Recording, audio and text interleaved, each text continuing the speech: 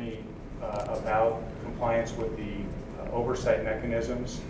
And certainly, as you can see in the resolution, if officers brought forward to the city attorney concerns about violating state law, that would have been highlighted in the report.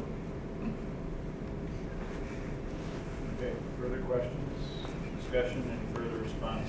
It is almost like religion when you say this, it's a divine secret. It's a divine secret, yeah. Divine right of FBI. Move to accept the report. Second. Roll call, please. Whoa. Fritz. Well, thank you for bringing this report to council. I do think it's a helpful discussion, and I appreciate your affirmation of that the police are doing as we expected them to do. I note for my colleagues who were not here 2 years ago that I did have different expectations for the report than is in it, and that wasn't specifically voted on. And I feel that I was expecting and hoping for more information. We had a discussion about this last year. We had another one. Various issues are raised, and I'm interested in what the mayor will move forward on that. I'm intrigued by the suggestion that I could apply for secret clearance, and that would be worth doing it just to find out whether I would get it or not. We participated in a 56-day strike with multiple civil actions in Portland, but that wasn't something that was discussed before. I am concerned not about the police or the Portland Police's actions in conjunction with the Joint Terrorism Task Force. I'm concerned that we didn't know that they were acting, looking into one of our citizens' actions just very recently. That doesn't go to what I was expecting when we agreed to do this collaboration. I'm concerned that there's a history of the FBI and the federal government not respecting human rights and civil rights, and in particular being discriminatory against Japanese Americans, which we heard about, against our Muslim brothers and sisters, against all kinds of people who are peaceably demonstrating and peaceably assembling and doing things that we as Portlanders particularly are apt to do. So I don't have to accept this report, and Yay! Fish. When we took up this question of the proper role of the city in connection with the Joint Terrorism Task Force, we had what I thought was one of the best and most thoughtful debates on any subject. And I, at the outset, thought it was highly unlikely we'd have 5 votes in support of a compromise. The testimony that I recall was from some groups that thought we should be full participants and others who thought we should not participate at all. And we had very profound debates in this chambers about civil liberties, about the extent of terrorist threats, about public safety.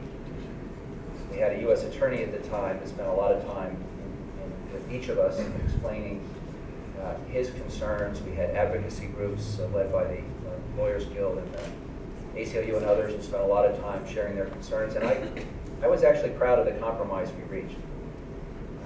And we took a lot of heat for that compromise. As I said, there were people who thought it didn't go far enough and people who thought it went too far.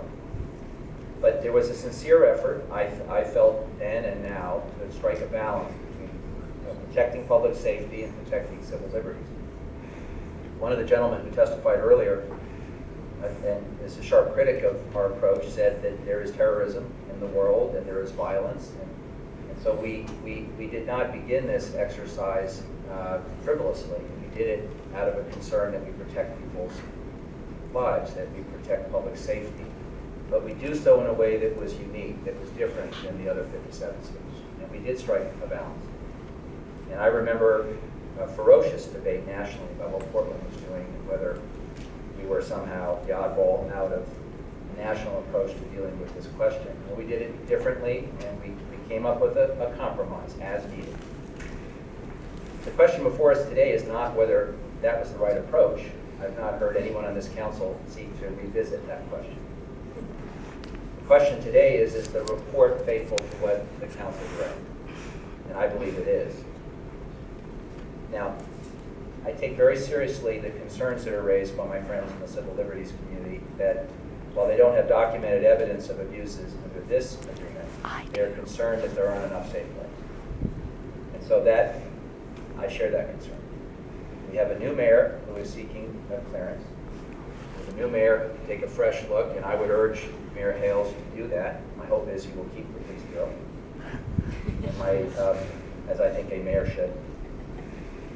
And I would hope that you take this opportunity, Charlie, to take a fresh look at this reporting system with the police chief, and perhaps even engage some of the advocacy community and see whether there are some things that we can agree on. I think those conversations are best done in other settings where certain kinds of information can be shared.